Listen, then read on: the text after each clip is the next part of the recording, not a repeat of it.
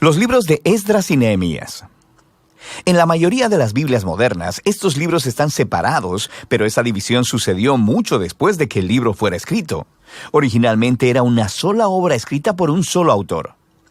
La historia se desarrolla después de que los babilonios destruyeron a Jerusalén y a su templo y se llevaran a una gran parte del pueblo al exilio.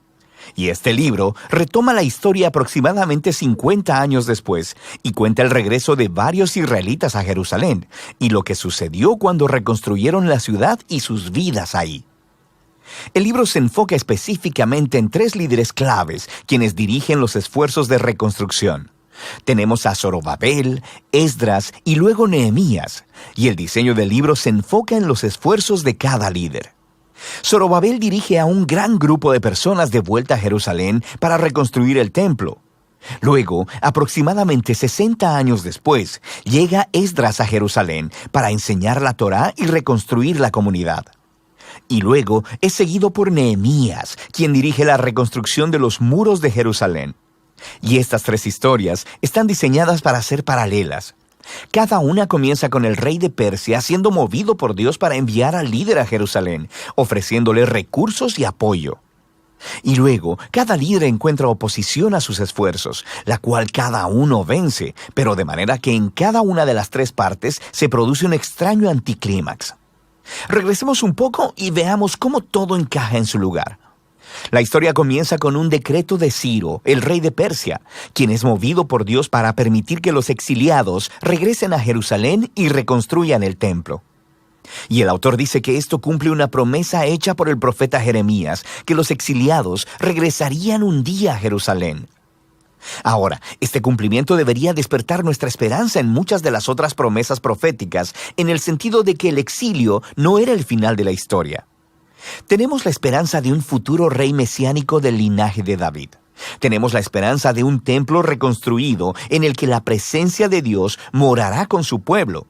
La esperanza de que el reino de Dios vendrá sobre todas las naciones y traerá su bendición, como Él le prometió a Abraham.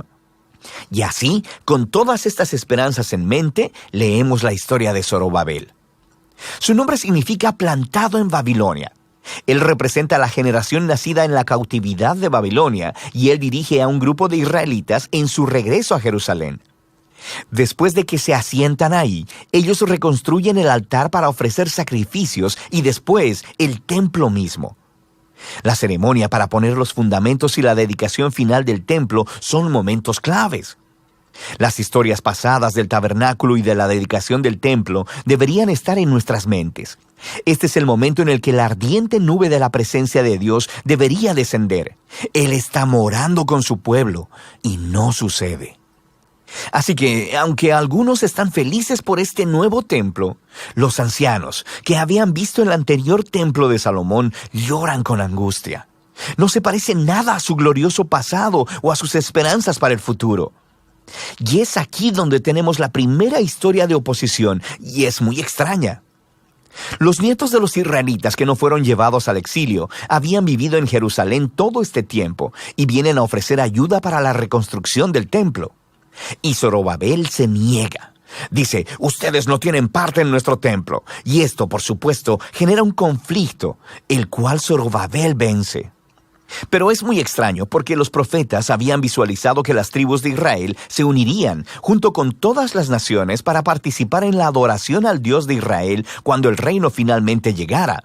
Así que este es un momento anticlimático, por no decir más. En la siguiente sección nos adelantamos unos 60 años y conocemos a Esdras. Él es un líder entre los israelitas exiliados en Babilonia. Es un erudito en la Torá y un maestro, así que es nombrado por Artajerjes, el rey de Persia, para guiar a otro grupo de personas de regreso a Jerusalén. Y Esdras quiere traer una renovación espiritual y social dentro del pueblo. Nuestras esperanzas se elevan y de nuevo llegamos a un momento anticlimático en la historia. Esdras descubre que muchos de los israelitas exiliados que habían regresado se habían casado con personas no exiliadas que permanecieron viviendo en Jerusalén. Algunos no eran israelitas y es casi seguro que otros sí lo eran. Esdras luego apela a los mandamientos de la Torá, en el sentido de que Israel debía ser santo y separado de los antiguos cananeos. Y luego dice que las personas viviendo alrededor de Jerusalén son como los cananeos. Ellos van a corromper a los exiliados. Así que Esdras ofrece una muy conmovedora oración de arrepentimiento.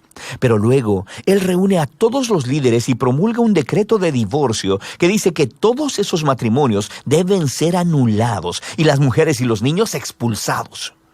Y luego, el decreto solo se cumple parcialmente. Se nos da una lista de algunos de los hombres que se divorciaron de sus mujeres.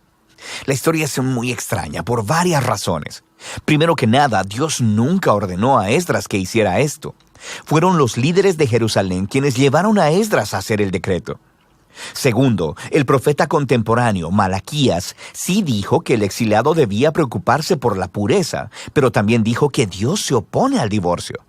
Así que los resultados combinados del decreto encajan con este patrón de una conclusión extraña y anticlimática. Lo que nos lleva a la siguiente sección acerca de Nehemías. Aquí tenemos a un oficial israelita sirviendo en el gobierno persa. Y cuando él escucha sobre el estado arruinado de los muros de Jerusalén, él ora y obtiene permiso del rey persa Artajerjes para ir y reconstruir los muros. El rey incluso le da una escolta armada y muchos recursos. Así que después de llegar a Jerusalén, comienza el proyecto de construcción y también se enfrenta a oposición por parte de las personas que ya habían estado viviendo en Jerusalén. Una vez más, nos enfrentamos a una tensión en la historia.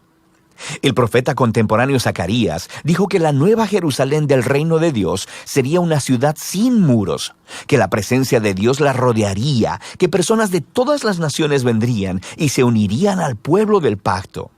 Pero Nehemías parece operar con una visión contraria.